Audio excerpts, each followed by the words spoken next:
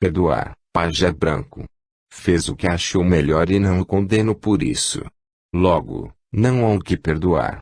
Espero que não se importe caso eu venha visitar meus filhos, raios de lua. Faça como achar melhor, pajé branco. Creio que é livre para tanto. Sabe, raios de lua, eu não compreendo sua mudança em relação a mim. Estou hostil. Nem se parece com a mulher que eu conheci no passado. Todos mudamos com o tempo, pajé branco, eu sei disso. Mas alguns mudam para melhor e outros para pior. Insinua que eu tenha piorado. Não insinuo, afirmo. Não estou reconhecendo a minha tão meiga raios de lua. Eu fui apenas um pedaço de sua vida. Esqueço e será melhor para nós dois.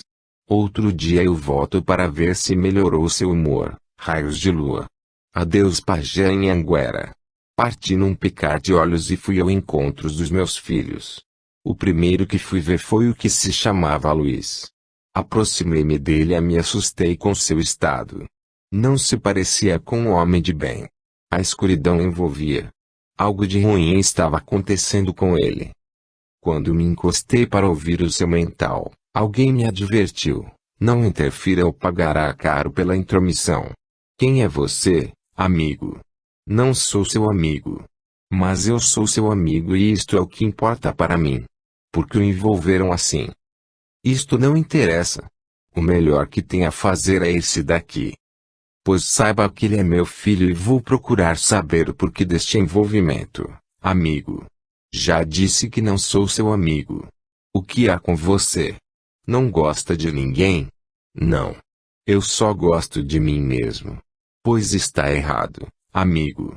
Um dia eu pensei como você pensa agora, e só perdi. Quando mudei o meu modo de pensar, descobri o quanto estava errado. Mentalmente, ele chamou uma infinidade de auxiliares. Eu me vi cercado por todos os lados.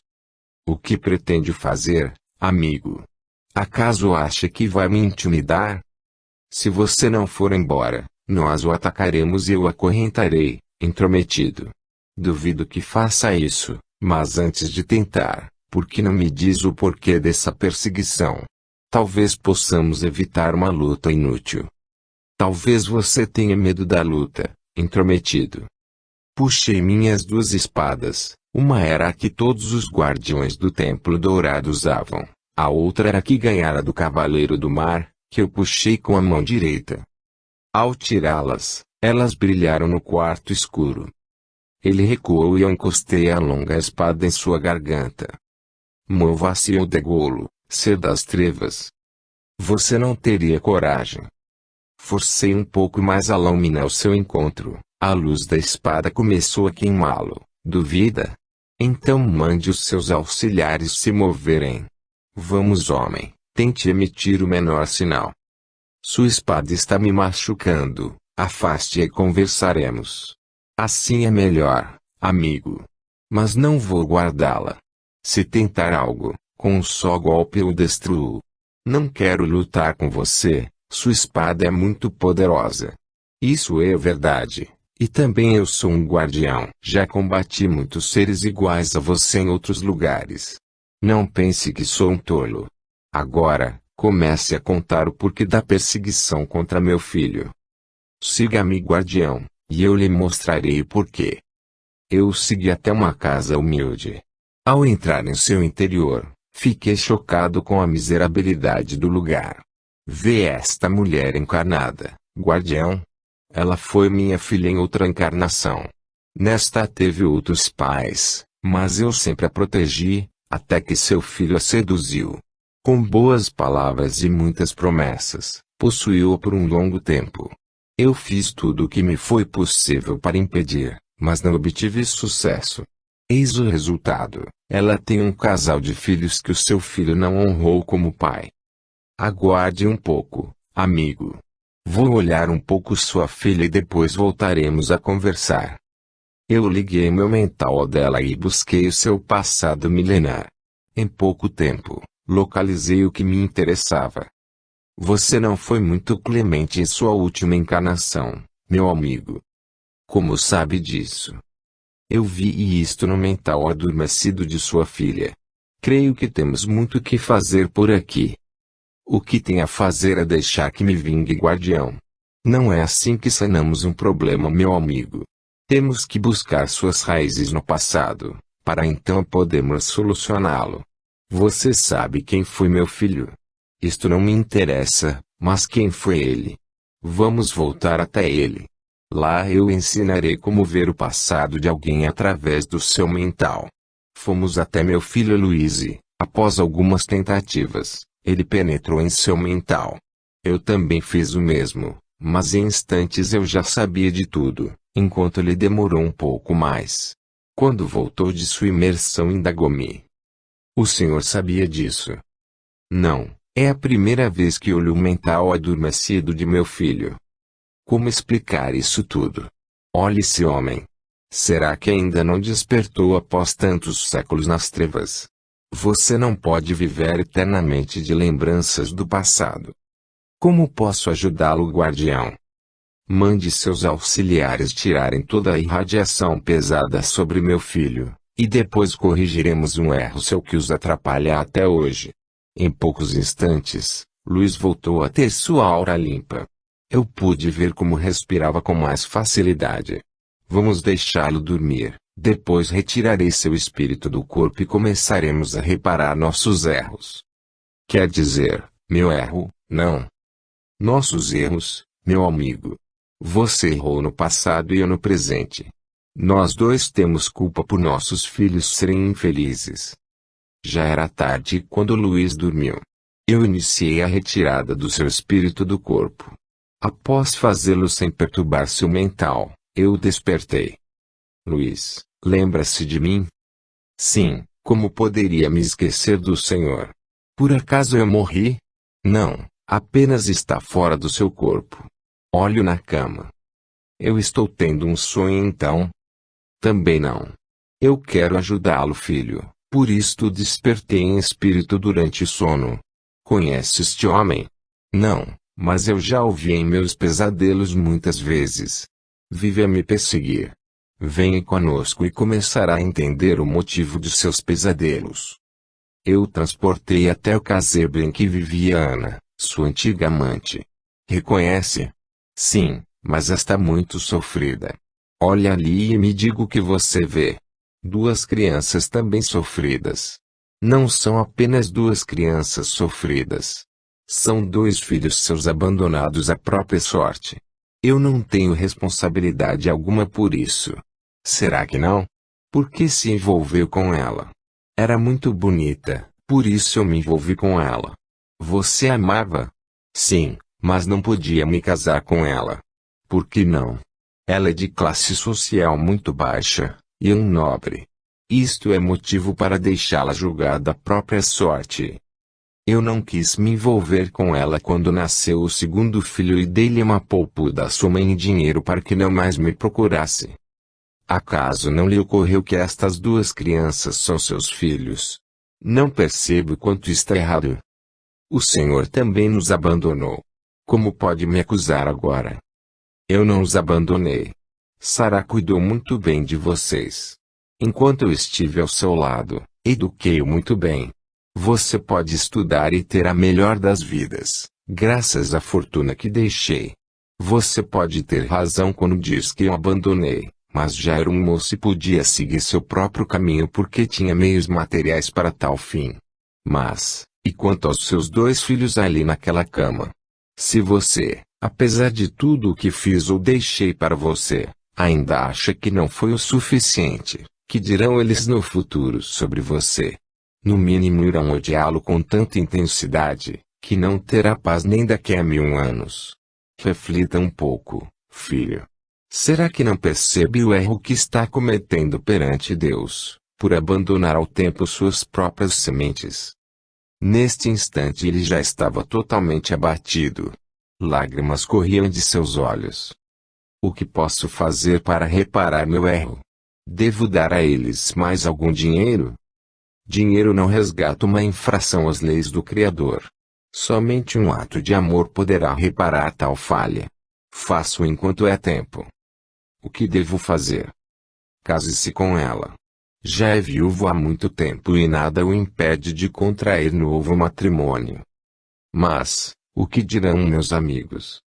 O que dirão os executores das leis divinas quando você for julgado por eles, após a morte de seu corpo? Ela não possui a mínima instrução para ser minha esposa. Sou um nobre e tenho um título a conservar. Mas ainda gosta dela? Já não é tão bonita como antes, mas ainda gosto.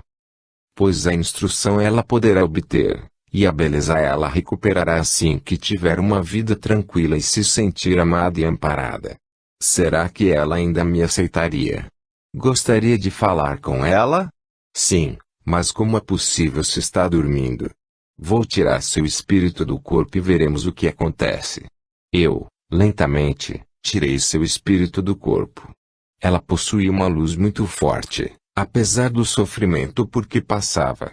A princípio não compreendeu o que se passava.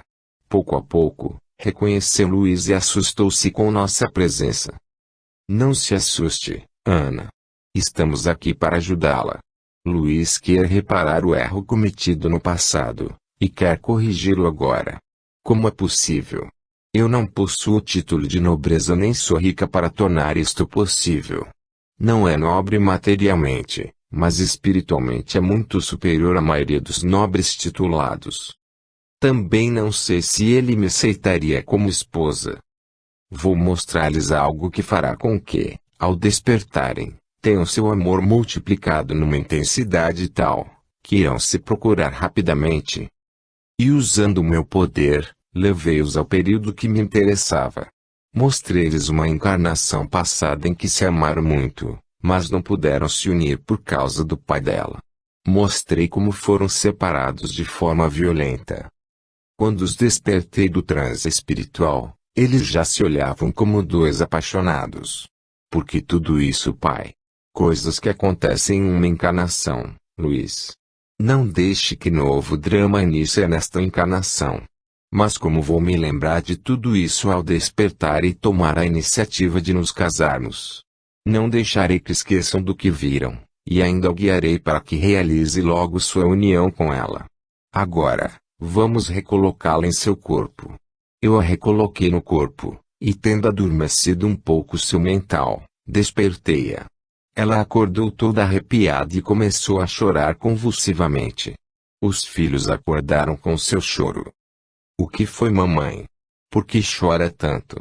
Não é nada, filhos. Foi só um sonho incrível, mas parecia tão real. Sonhei com seu pai. Ele não gosta de nós, mamãe, porque ainda sonha com ele. Não sei, filho. Eu achei que já era o suficiente para ela. Toquei-a na cabeça e falei-lhe mentalmente. Ana, não foi apenas um sonho, foi real. Ore a Deus e peça sua ajuda que terá sua vida mudada brevemente. Instantaneamente ela orou a Deus com muita fé. Quando terminou sua prece, falou para os filhos, Deus irá nos ajudar, filhos. Sinto que finalmente ele ouviu meus pedidos de ajuda. Virando-me para meu filho, falei. Por hoje está bom. Voltemos à sua casa. Mas, se o senhor fizer o mesmo comigo, como vou saber se foi real ou só um sonho? Eu cuidarei para que você saiba que não foi só um sonho. Voltamos à casa dele e pouco depois o coloquei no corpo. Com um leve toque, eu acordei. Luiz deu um grito. Estava muito agitado após tudo que viu e ouviu. Procurou acalmar-se um pouco. Eu comecei a influenciar o seu mental com mensagens precisas. Isto o inquietou mais ainda. Papai, o senhor está aqui? Vamos, mostre-me caso tudo seja verdade e não apenas um sonho. Eu dei um jeito de provar-lhe que era verdade. Ele começou a soluçar. O medo tomou conta dele. Chamou os criados e mandou que atrelassem os cavalos à sua carruagem. Onde o senhor vai a esta hora, amo? Não interessa. Faça o que ordenei. Após vestir uma roupa adequada, ordenou ao criado que o levasse até a casa de Ana. Eu não sei onde é, amo. Eu digo onde é. Toque em frente. Meia hora depois, ele chegava diante da casa de Ana. Desceu apressado e bateu ruidosamente na porta. Ana, abra a porta.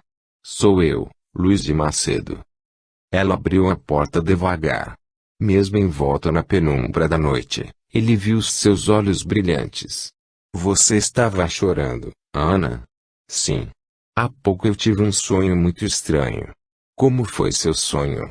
Sonhei com você e seu pai. Como era meu pai? Um senhor de meia idade, alto e de longas barbas brancas. O cabelo também era longo e branco. Era também um pouco calvo. Tinha duas espadas penduradas no cinto. Uma longa e outra mais curta. Era meu pai mesmo. Foi assim que eu o vi há pouco em meu quarto. Você o viu? Foi uma aparição rápida, mas suficiente para que eu soubesse que era ele. Onde estão as crianças? Aqui dentro. Entre, por favor. Ele entrou rápido e ao vê-los, abraçou-os com carinho. Meus filhos. Perdoem-me por tê-los renegado. Se não fosse o causador daquela transformação tão repentina em Luiz, não acreditaria no que estava vendo. Quando deixei Luiz, ele tinha a idade de 16 anos, mais ou menos. Passei 10 anos fora e quando voltei, já era homem formado. Já fazia 20 anos que eu deixara o corpo físico e ele contava agora com aproximadamente 46 anos de idade. Para um homem da cidade, e criado no luxo, chorar era de comover a qualquer um. Vamos para minha casa, Ana. Você e os nossos filhos não vão mais viver neste casebre. Não precisa fazer isso, Luiz. Eu jurei que não o incomodaria nunca mais. Pois agora sou eu que peço, venha comigo, Ana. Não vai me expulsar novamente. Eu fui um canalha uma vez, não vou sê-lo novamente. Você ainda gosta de mim? Apesar de ter me magoado muito, nunca aceitei outro homem em minha vida. É capaz de me perdoar? Porque pede perdão a mim, sua ex-empregada. Caso você aceite, quero desposá-lo o mais breve possível. Jura que é verdade, Luiz?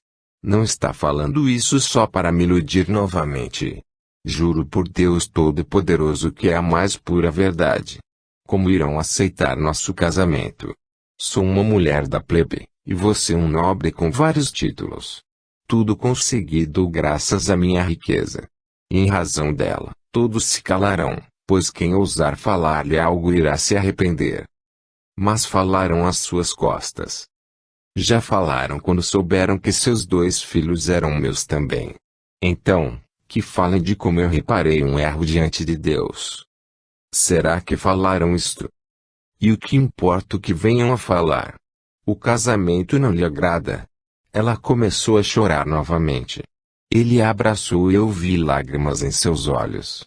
Vamos, Ana. Vamos, filhos. Vocês agora têm um pai que os honrará e um lar decente onde possam viver. Vou apanhar algumas roupas, Luiz. Apanhe somente o necessário para chegar até minha casa. Amanhã terão roupas novas. Ana não sabia se chorava ou sorria, tão emocionada que estava. Logo partiam. Ela ainda olhou para o casebre e num último adeus falou, obrigado bom Deus, por ouvir minhas preces. Devo dizer que eu me emocionei com suas palavras. Ana havia remoçado vários anos em poucos minutos. Como a alegria rejuvenesce o ser humano. Se todos soubessem disso, evitariam as situações que conduzem à dor. Pouco tempo depois, Luiz instalava os filhos num belo e enorme quarto. Uma criada ajudou-os a se deitarem. O menino tinha mais ou menos 7 anos e a menina 6 anos de idade. Luiz foi até o quarto, acariciou-lhes a cabeça e disse, perdoem-me por tê-los feito sofrer tantas agruras em tão pouco tempo, meus filhos. Prometo que não sofrerão mais por minhas falhas. Ana beijou os filhos e se afastou com Luiz. Quando estavam na sala, ela perguntou, onde eu vou ficar? Você não me mostrou o meu quarto. Já dormimos juntos durante algumas noites, não? Sim, por quê? Pois você vai se deitar ao meu lado, de agora em diante. Vou comunicar aos empregados que você é a nova senhora Luiz de Macedo. Mas ainda não nos casamos. E o que importa? Ao amanhecer faremos isso. Agora, vamos conversar um pouco, pois estou sem sono. Luiz serviu um cálice de um licor a ela e começaram a conversar. Eu fiz mais um esforço e me mostrei sorrindo aos dois. Havia me esgotado muito, e o máximo que consegui foi algo muito rápido, mas suficiente para que pudessem me ver. Você também o viu, Ana? Sim, estava sorrindo. Creio que agora ele terá descanso. Fiz algo que já devia ter feito há muito tempo. Tudo tem sua hora, a nossa chegou finalmente. Eu sinto muito pelo mal que causei, Ana. Diga que me perdoa. Eu perdoo, Luiz. Agora, diga que me ama. Eu a amo muito. Não devia ter dado ouvidos aos conselhos de quem não tem moral para aconselhar a ninguém. Vou educar nossos filhos de modo diferente. Não quero que, quando forem adultos, venham a pedir conselhos a gente inferior a eles. Eles se abraçaram e foram para o quarto. Eu, como não gosto de bisbilhotar a vida alheia, convidei o amigo que observava tudo em silêncio a nos retirarmos. Para onde vai agora, guardião da luz? Voltar ao Templo Dourado. Depois de ter conseguido fazer em tão pouco tempo o que venho tentando há 7 longos anos, gostaria de aprender um pouco com o Senhor. Acho que posso ensinar-lhe alguma coisa, meu amigo. Existem momentos em que devemos usar as armas, e outros em que é melhor amar o amor. Este é um desses casos. Nunca fará com que alguém ame a outro, se for movido pelo ódio. Hoje aprendi uma lição que jamais esquecerei, guardião da luz. Posso acompanhá-lo? Sim, mas traga o seu pequeno exército, amigo, pois o amor guardará sua filha e meu filho de agora em diante. Além do mais, os mestres do templo sempre acolhem muito bem aos que querem regenerar-se na luz do saber divino.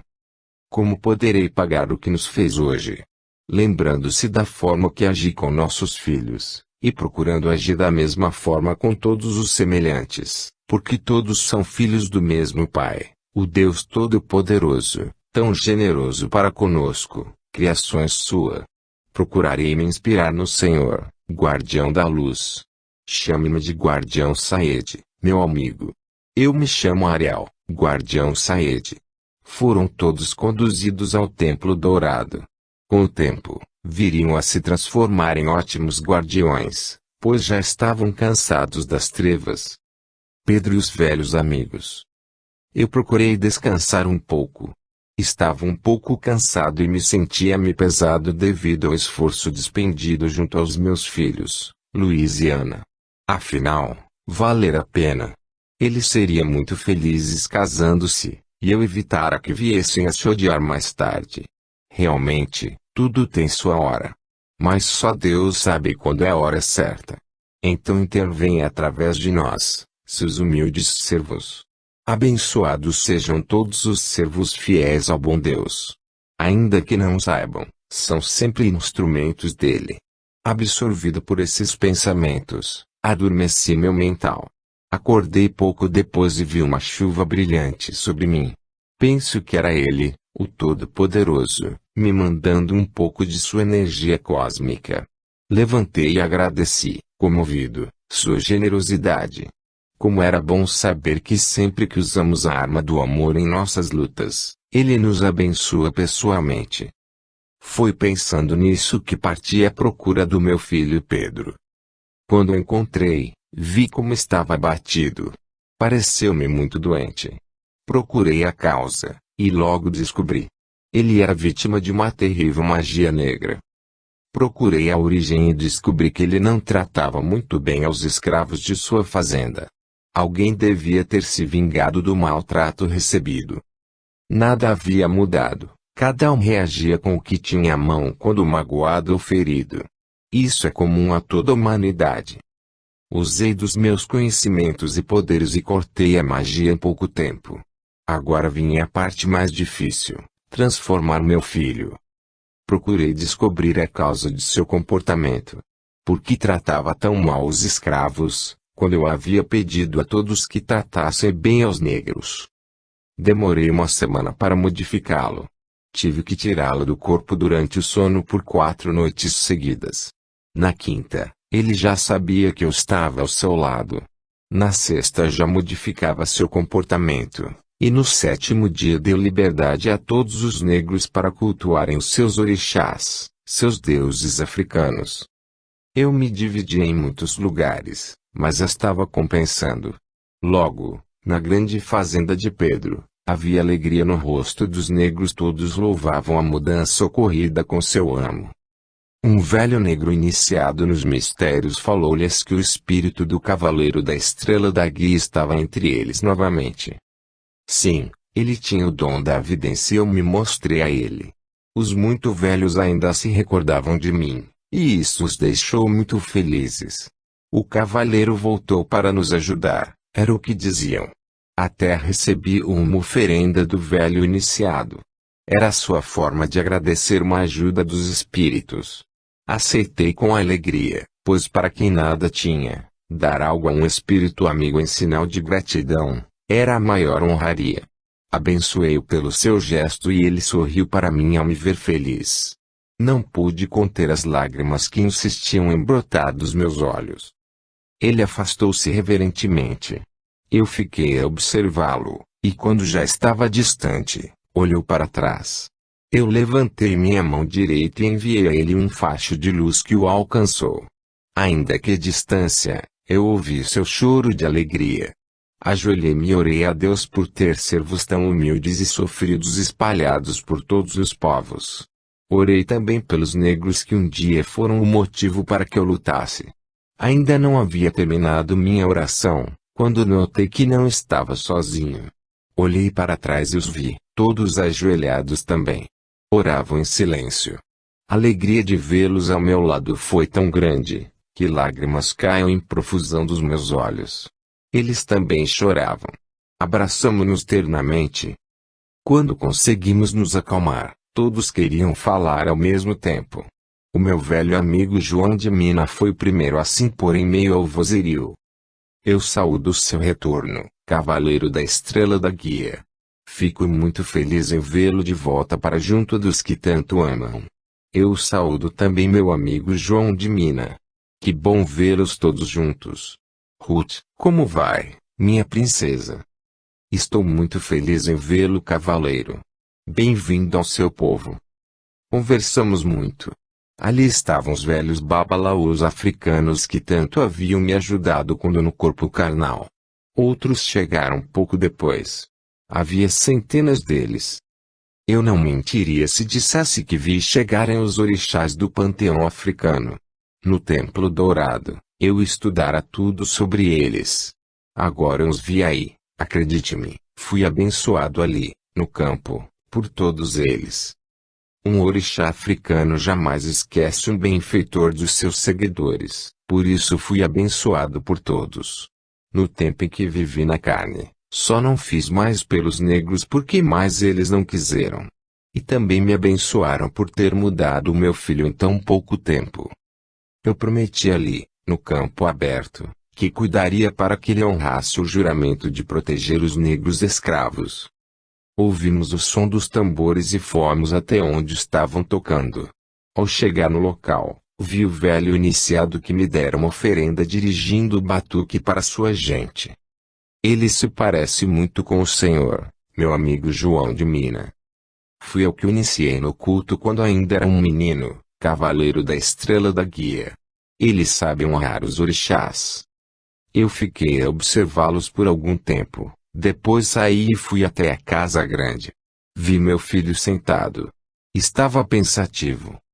Após ouvir seus pensamentos, comecei a agir sobre o seu mental e o conduzi até a senzala, para assistir ao culto dos negros escravos. Meio relutante, ele seguiu até lá. Quando entrou na senzala, os negros não sabiam como reagir.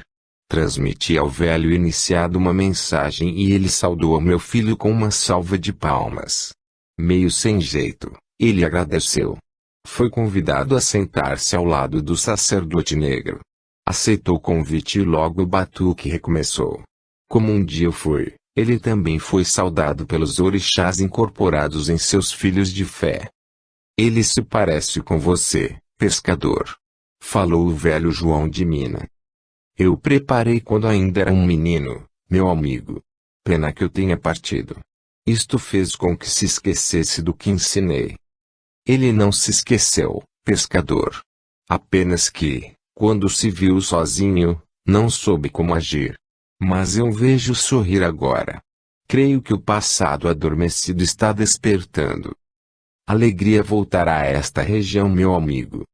Que Oxalá o abençoe, cavaleiro, pois por onde você passa as lágrimas cessam e os sorrisos brotam como as flores na primavera. Eu nada respondi. A alegria entre os humildes negros era tão grande, que não conseguia falar mais nada. O velho iniciado me observava do seu lugar. Fui até ele e o abracei. Chorando de alegria, ele falou ao meu filho que seu pai estava ali entre eles, e que estava muito feliz. Eu sei, velho José. Sonhei com ele todas as últimas 7 noites e o sentia perto de mim durante o dia. Diga a todos os negros que meu pai voltou para me ajudar a entendê-los melhor. O velho iniciado José fez o comunicado a todos os escravos, e eu fui saudado por um canto dos negros. Sim, o cavaleiro da estrela da guia estava de volta e não se afastaria mais dali. Somente em casos extremos eu sairia de perto dos meus filhos. Quando encerraram o ritual, eu me despedi dos meus amigos prometendo voltar mais vezes. E à procura do filho que se parecia muito com raios de lua. Ao chegar à aldeia, vi que havia muitas coisas haviam mudado por ali. O contato com os brancos era maior e isto alterara um pouco o modo de vida dos índios. Muitos já se cobriam com algum tipo de tecido. Procurei por meu filho Cobra Coral e vi que ele não estava feliz. Ao seu lado, como para protegê-lo, encontrei o velho cacique, pai de Raios de Lua. Saudei-o e ele sorriu ao me ver. Como vai, Pajé Branco? Feliz em vê-lo, cacique. E o senhor, como tem passado estes anos todos? Sempre aqui, Pajé Branco, ainda luto por meu povo. Pena que já não tenho um corpo de carne para conduzi-lo a um lugar mais distante dos brancos. Vê o que o contato com eles tem feito ao meu povo? Sim, meu amigo. Não estão preparados para a miscigenação. Sempre serão os perdedores. Os brancos estão invadindo nossas terras. Não adiantou muito você tê-las comprado para nós. E o que tem feito meu filho para defendê-las? Tem se esforçado muito, mas não é ouvido pelos brancos. Vim para ajudá-los, meu amigo, e vou fazer isto. Primeiro vou dar uma olhada por aí, depois verei como agir. Dei uma volta por toda a aldeia e revi muitos índios que eu conhecera quando na carne. Foi outro momento de alegria para todos nós. Assim como os negros, eles não abandonavam os seus após o desencarne. Continuavam a viver nas florestas ou à volta das aldeias. Passei o dia vendo tudo e ouvindo os pensamentos de meu filho. Ele de fato, era um chefe índio e honrava seu avô. Afastei-me da aldeia somente o tempo necessário para ver os outros 2 filhos. O que vivia no engenho, havia se transformado. Nem se parecia com o mesmo de 8 dias atrás. E Luiz já havia se casado com Ana, e eu pude ver que a alegria fazia morada em sua casa. Decidi que, enquanto auxiliasse Cobra Coral, iria à procura dos outros filhos que tive com Sará. À noite, voltei para a aldeia. Iria tentar convencê-los a se mudarem mais para o interior. Havia até descoberto um lugar muito bonito, farto em alimentos e caça, ainda não habitado por tribos de índios ou sequer imaginado por brancos. Vi Raios de Lua ao lado de seu pai. Já não estava tão hostil à minha presença. Saudei-a com um sorriso. Ela, timidamente, correspondeu. Fico feliz em vê-la sorrir, Raios de Lua. É um bom sinal. Você é mesmo diferente, Pajé Branco. Por que diz isso? Em poucos dias você ajudou e transformou 2 dos nossos filhos. O que fará pelo terceiro? O mesmo que fiz pelos outros 2, vou ajudá-lo a ser feliz também. Como pretende fazer isto? Conduzindo, a ele seu povo, para um lugar distante daqui. Lá os brancos vão demorar séculos para chegar. Onde fica tal lugar? Gostaria de ir até lá? Não está mais zangado por eu tê-lo expulsado? Eu não fiquei zangado. Em parte, você tinha razão. Eu realmente estava sem condições de ajudá-los. Na verdade, eu nunca tive condições porque já estava doente quando cheguei à sua aldeia. Não. Desde que meu pai morreu, eu estava doente. Só me curei há pouco tempo. A única coisa boa foi que aprendi a ajudar as pessoas, e é o que estou fazendo há algum tempo. Vamos até o lugar que falei. Ela estendeu sua mão e num piscar de olhos estávamos no lugar. Raios de luz exclamou. Como é lindo, pajé branco. Como descobriu? Orei a Deus e pedi orientação e inspiração. O resto, ele fez por mim. Perdoe-me por ter recebido você tão friamente.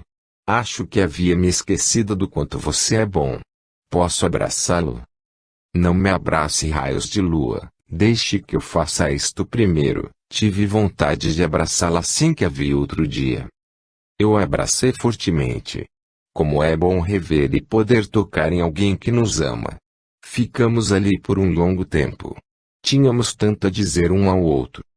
Não sabe como senti saudade de você, pajé branco. Como foi difícil viver solitária todos estes anos à sua espera. Agora não vai ficar solitária, minha querida raios de lua. Estarei ao seu lado sempre que possível. Continua o mesmo andarilho de antes, não? Sim, mas agora você poderá me acompanhar também. Você me quer ao seu lado? Sim. Não vou mais deixá-la sozinha. E Sarah, como e onde está ela? É uma longa história. Se está bem, não posso dizer, mas onde ela está, um dia eu a levarei para visitá-la. Creio que ela irá gostar de vê-la. Ela não está com você? Não. A sereia encantada nos separou. Por quê? Ela precisa de nós dois, mas em campos diferentes.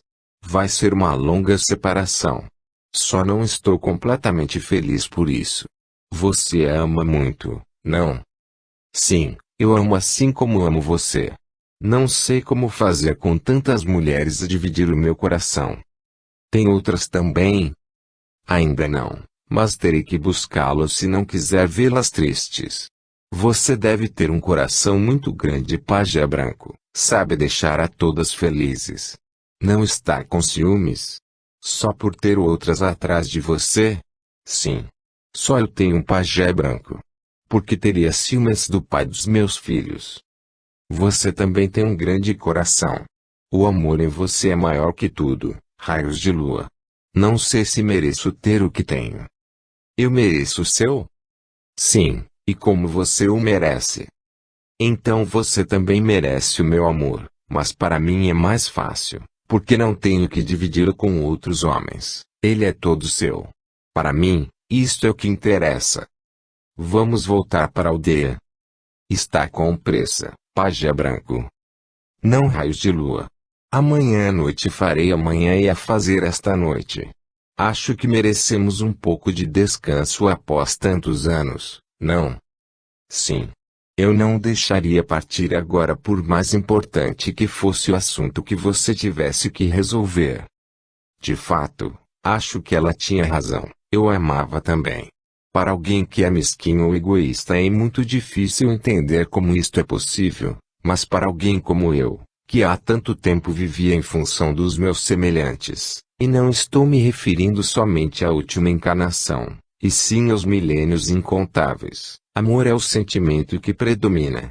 Quando encontro alguém que me ama, e isto não diz respeito apenas ao sexo oposto, mas aos negros, amarelos, vermelhos ou brancos, homens ou mulheres, eu também os amo, somente por saberem amar um filho de Deus. Dizem que o amor é o oposto do ódio. Esta é uma verdade, assim como também o é quanto à dor. Só quem ama pode compreender a dor alheia. Por isso os que amam são tão sensíveis à dor. A dor e o amor estão tão próximos um do outro, que quando alguém vive um desses sentimentos com grande intensidade, basta olhar à sua volta e encontrará outro por perto. Coisas assim são inexplicáveis, mas são características de todos os espíritos humanos. O certo é que eu também amava raios de lua. Sarah não iria se incomodar em saber que eu já estava dividido. Afinal, ela entendia das coisas do amor e me conhecia há tantos milênios que sabia ser impossível alguém como eu viver sem o amor. Talvez meu ancestral místico tenha me feito assim para que eu pudesse me dividir entre meus semelhantes sem egoísmo ou mesquinharia, pois quem é movido pelo símbolo do amor, sabe multiplicar-se nos corações alheios. Estas são algumas das divagações que me permito sobre um dos mais belos dons que o ser humano possui. Nem o dom da fé é tão belo como o do amor. Quem possuir os dois, já pode se considerar um espírito iluminado. Um não é completo sem o outro, mas enquanto o dom da fé concentra o ser humano, o mesmo não acontece com o do amor. O dom do amor multiplica o espírito humano. Quem possuir o dom do amor maior que o da fé, poderá multiplicar o amor por toda a criação, e quem tiver do dom da fé maior que o do amor, multiplicará o amor ao Criador. Mas, o que é mais importante? O Criador ou sua criação? Um não é mais importante que o outro, eles se equilibram e são maravilhosos, um em função do outro. Quem os tiver em plenitude equilibrados, pode-se considerar um espírito cristificado. Melhor eu parar de falar das coisas do amor e voltar à minha narrativa, senão poderia encher vários livros com essa minha elegia ao amor. Pois raios de lua e eu ficamos sentados sobre uma pedra ao pé de uma linda cachoeira.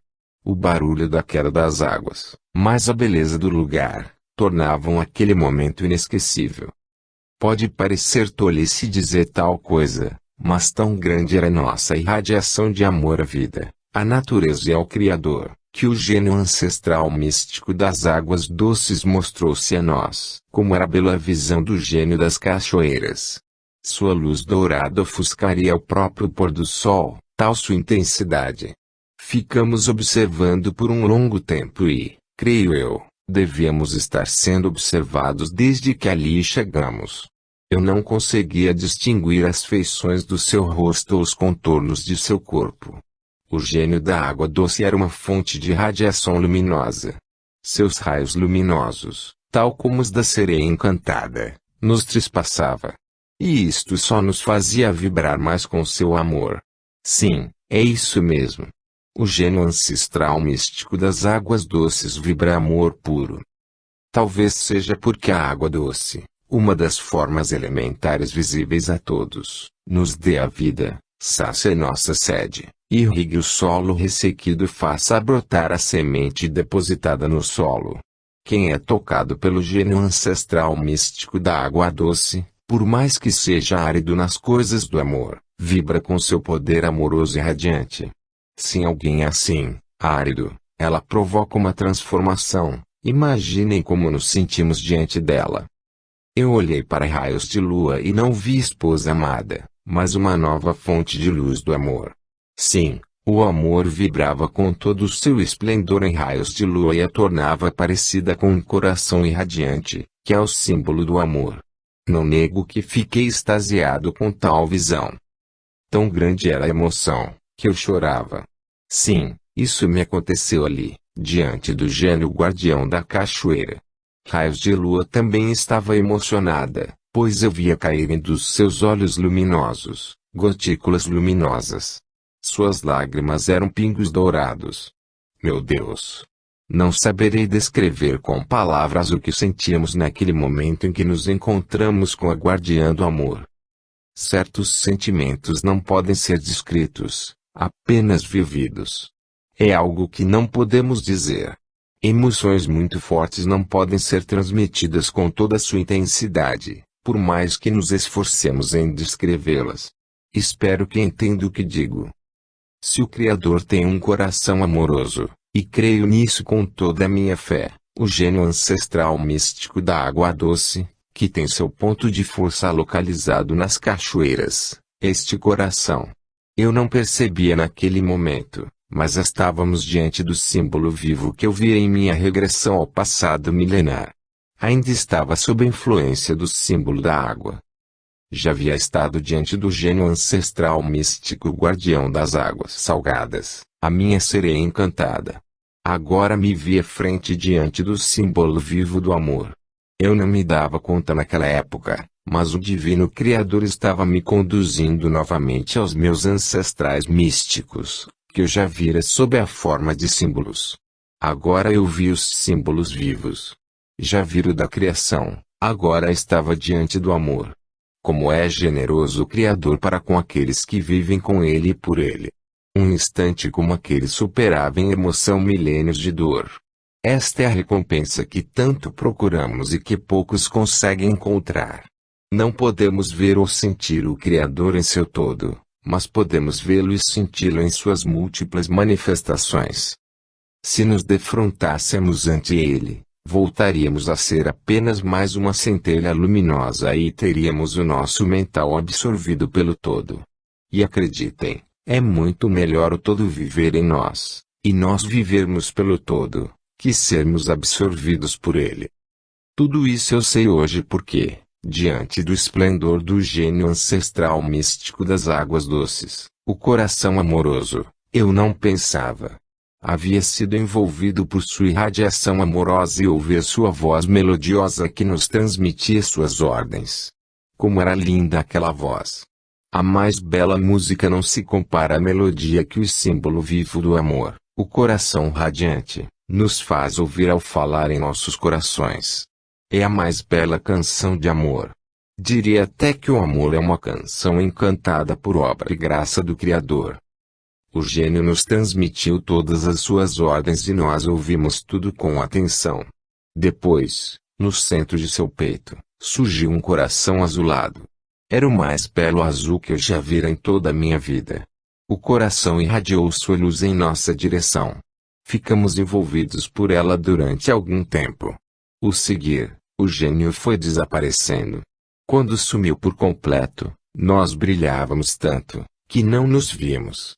Ainda assim eu sabia que raios de lua estavam ao meu lado. Abracei-a com ternura e acho que nos tornamos um só espírito. Sentia-a em meus braços, mas me integrava a ela. Mais tarde ela me contou que teve a mesma sensação. Se há uma magia do amor, e eu acredito que há, aquela era a mais pura das magias. Nossos corações se fundiram e pulsavam ao mesmo tempo. Raios de lua, você sentiu o mesmo que eu? Não sei se sentimos a mesma coisa, mas eu jamais serei a mesma após este encontro com o gênio da cachoeira, cavaleiro da estrela da guia. Por que me chama por este nome? Ela o chamou assim, não foi? Então eu o chamarei assim de agora em diante. Preferia outro nome. Ela não mudou seu nome, isto quer dizer que você é raios de lua. Precisamos falar agora. Não. Tudo está muito claro para mim. Só não atino com o objetivo dessas aparições dos gênios ancestrais místicos. Logo você descobrirá a razão de tudo, e quem está por trás. Preferi me calar. Tudo era tão belo, que pouco me importava qual o objetivo do gênio das águas doces.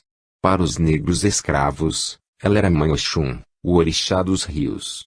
Eu já ouvira falar sobre ela. E vira no batuque dos negros os orixás menores da Mãe Oxum, mas aquilo que acabara de ver era muito diferente. Ficamos em silêncio por longo tempo. Creio que perdemos a noção de tempo. Ao amanhecer voltamos para a aldeia. Para espanto nosso, os índios estavam de partida. Procuramos saber para onde iriam e descobrimos que nosso filho havia sonhado com o lugar onde nós havíamos passado a noite e agora conduzia sua tribo para lá. Nós os acompanhamos por várias semanas, até chegarem ao lugar. Quando surgia alguma dúvida em relação à direção a ser seguida, nós intuíamos nosso filho na direção certa. Quando chegaram ao lugar, ficaram encantados com sua beleza. Outro filho feliz. Raios de lua. O que me diz agora? Digo que você é o melhor pai que eles poderiam ter. Um pai que altera toda uma vida apenas com sua presença, poucos filhos podem ter. É hora de procurar os filhos restantes. Você me acompanha? Fique mais um dia comigo e depois vá em auxílio a eles. Quando quiser me ver estarei aos pés da cachoeira a esperá-lo. Por que não vem comigo? Você é o cavaleiro da estrela da guia e vai ter que cavalgar muito. Eu sou os raios da lua que vai iluminá-lo durante suas noites solitárias. Quando conseguir ficar solitário, eu estarei aqui para lhe fazer companhia. Não se esqueça de mim. Quando eu sentir saudades suas vou olhar para a lua, e se não puder vir até aqui, meus pensamentos alcançarão. Se forem pensamentos muito tristes ou solitários, irei ao seu encontro para iluminá-lo com meus raios de amor. Nunca vou deixar que a solidão ou a tristeza tomem um pedaço do seu coração. E quanto a você, como vai ficar aqui, sozinha? Eu não estarei completamente só. Tenho nosso filho por perto e os outros um pouco afastados. Terei como não deixar a solidão ou a tristeza apagá-lo do meu coração. Ainda falamos das coisas do amor e de muitas outras coisas mais durante o resto do dia e parte da noite.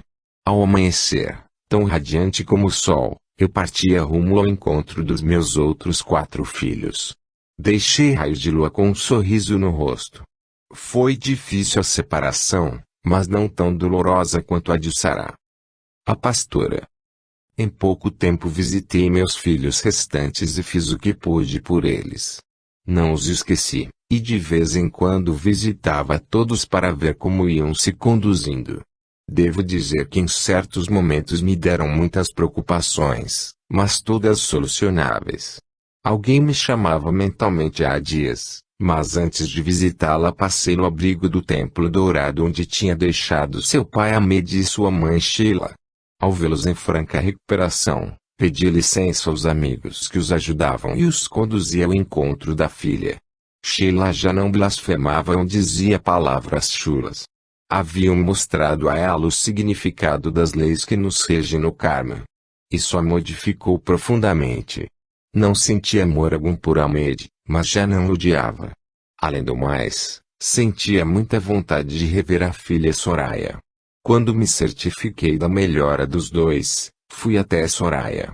Seus chamados mentais haviam aumentado muito. Ao ver-me, Soraya sorriu de alegria. Retribui com outro sorriso. Era bom vê-la sorrindo após tantos anos de tristeza. Até que enfim você ouviu meus chamados, guardião Saed. Por que demorou tanto a vir? Eu estava muito ocupado, Soraya. Tinha alguns assuntos pendentes a resolver e não pude dar notícias sobre o estado de seus pais. Mas foi melhor assim. Por que guardião Saed? É que agora eles já estão em condições de falar com você. Antes não seria possível. Por que não passou por aqui para conversarmos um pouco? Já disse a você, eu tinha algo muito importante para resolver. Se me tivesse sido possível, teria atendido aos seus chamados mentais. Eu ouvi todos os seus chamados, Soraya. Desculpe-me, guardião Saed. Acho que vivo tão solitária aqui neste lugar que nem me apercebi que poderia estar interferindo em seu trabalho. Mas fiz isso apenas porque gostei de conversar com você. Eu olhei diretamente em seus olhos, ela os desviou de mim. Logo percebi que, mesmo com a forma plasmada diferente de cimas de almoeda, ela havia sido tocada por mim. Como explicar isto à luz do pouco que eu sabia? Havia visto muita coisa e aprendido outro tanto, mas ainda não atinava com tal explicação. E devia haver uma, mas quem poderia me explicar? O tempo? Não. O tempo havia sido cúmplice destas coisas. Sim, existem coisas que o tempo apenas prolonga e encobre. Por que reencontrá-la em espírito, se no corpo carnal nunca a tinha por perto? Por que este envolvimento fora de meu controle? Mas com tantas pessoas à sua volta, vive solitária. Sim. Entre tantas pessoas não existe uma sequer para quem eu possa abrir meu coração e falar do mal de que sofro. A maioria delas são como eu, ovelhas desgarradas à espera do pastor que irá reuni-las ao rebanho original. Talvez o pastor já tenha muitas ovelhas para cuidar e não possa levar mais uma. Por que o pastor não a levaria? Talvez o seu rebanho esteja meio desequilibrado e ele não queira ver a ovelha desgarrada ter que dividir suas atenções. Será que o pastor já não quer mais a sua ovelha desgarrada? Creio que ele quer. Mas como explicar à ovelha que ela seria apenas mais uma no rebanho? O meu pastor deve ter um rebanho muito grande mesmo, para recusar uma ovelha que somente quer ficar junto às outras. Esses pastores são meio esquisitos. Nem eles sabem qual o motivo de terem tantas ovelhas. Se, o mais que gostariam de ter, é um bom lugar para se estabelecer. Nem isso tem o meu pastor. Não. Ele descobriu que é um nômade que deve arrebanhar muitas outras ovelhas que se perderam do rebanho do grande Criador. Será que as outras ovelhas são tão dóceis como a que deseja voltar para junto de seu pastor? A maioria não. Existem algumas que não são verdadeiras ovelhas. Chegam até a desafiar o pastor, quando ele tenta recolhê-las para o grande Criador. É um pastor muito estranho meu, não guardião Saed. Eu também o acho muito estranho. Penso que nem ele sabe por que tem tantas ovelhas, Soraya. Não será por causa do seu modo de tratas ao grande rebanho? Não, creio que não. Há muitos outros pastores iguais a ele, que sabem tratar até melhor os seus rebanhos. Então, devo acreditar que continuarei sendo uma ovelha sem pastor e sem rebanho? Não. E por que não? Às vezes, tudo se modifica de uma hora para outra, e o pastor que tinha muitas ovelhas precisa voltar atrás para recolher as ovelhas que perdeu no longo caminho. E quando isto poderá acontecer comigo?